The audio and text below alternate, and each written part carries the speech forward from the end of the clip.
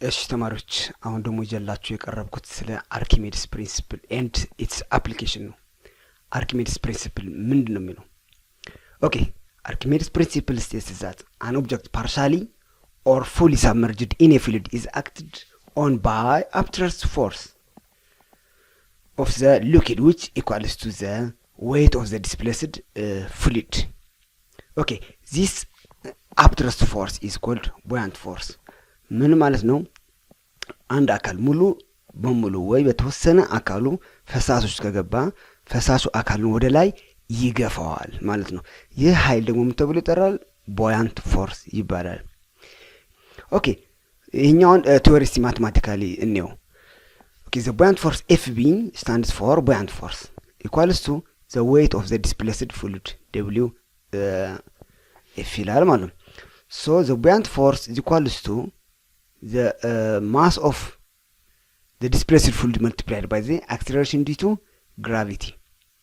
And so when we substitute the mass of the fluid by the density of the fluid multiplied by volume of the displaced fluid, the buoyant force ምን ይሆናል?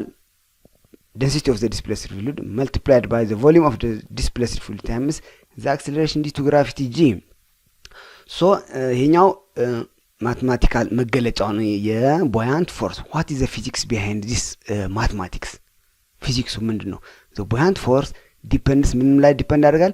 density of the fluid፣ ሁለተኛ volume of the displaced fluid፣ ሶስተኛ it depends on the acceleration due to gravity ማለት ነው። ኦኬ ይሄኛው አሁን አርኪሜድስ ፕሪንሲፕል ተንተን አድርገን ስንገልጸው ሶስት አማራጮች አሉ። አንደኛ ወይ አካሉ በተወሰነ ፖይንት ላይ ይንሳፈፋል፣ ላይ ሊሆን ይችላል ሰርፌስ መካከል ላይ ሊንሳፈፍ ይችላል። ኦኬ ሁለተኛው ደግሞ ወደ ላይ ሬዝ ሊያደርግ ይችላል። ሶስተኛው ሲንክ ሊያደርግ ይችላል። እንዴት ነው እነዚህ ነገሮች ሊፈጠሩ የሚችሉት? እስቲ አንደኛውን ላይ እኒ አንደኛው ላይ ምን ይላል? if weight of the displaced liquid is equal to the weight of the object then ምንድነው the object is in equilibrium ይሆናል and it will float። ምን ለማለት ፈልጎ ነው? ወደ ላይ የፈሳሹ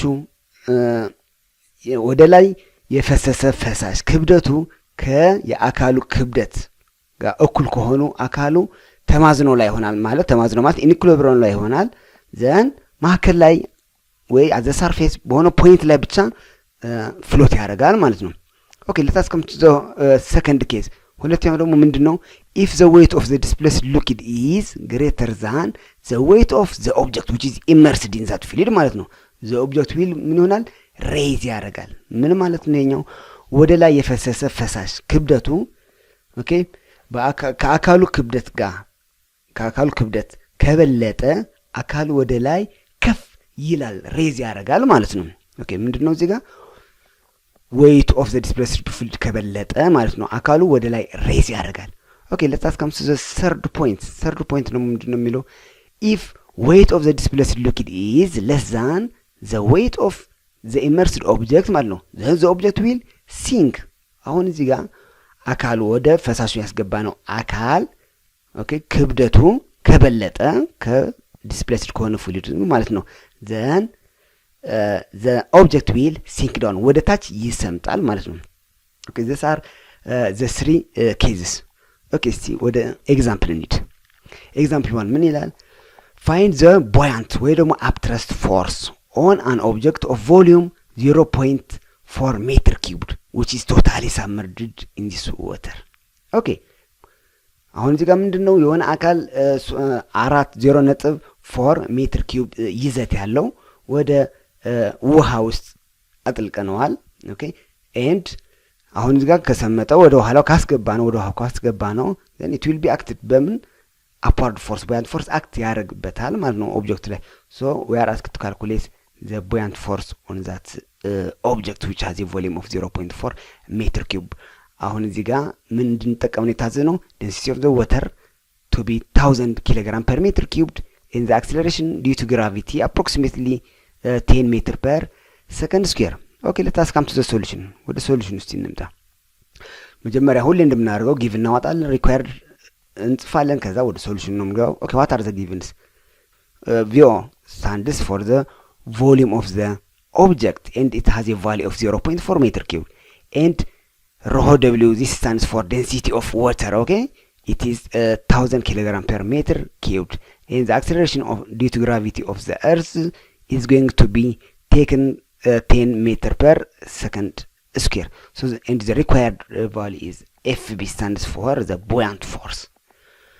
Okay, from the relation that we have mentioned before, ቀደም ብለን ከገለጽነው የbuoyant force relation, the buoyant force will be the density of the fluid multiplied by the volume of the displaced fluid times the acceleration due to gravity.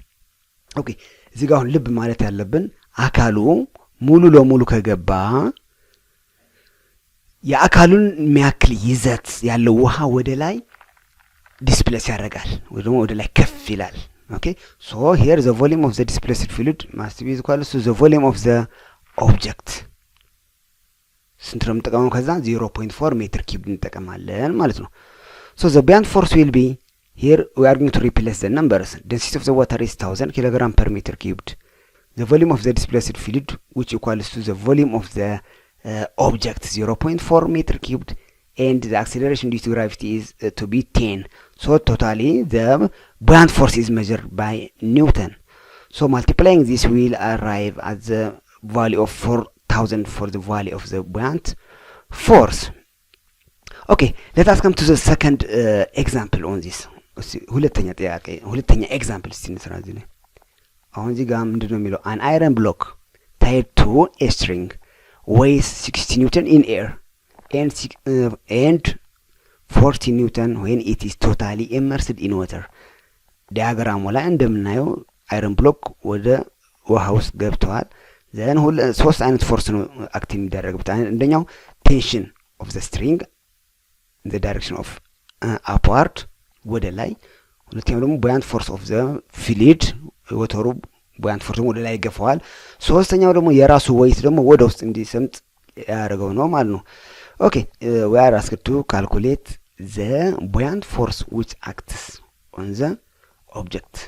ሁለተኛ ደግሞ we are asked to calculate the volume of the displaced fluid, and we are told to use the density of the water to be 1000 kilogram per meter cube. acceleration due to gravity ደግሞ የመሬት ስበትን ደግሞ 10 ሜትር ፐር ሰከንድ ስኩዌር ተጠቀሙ ተብለናል።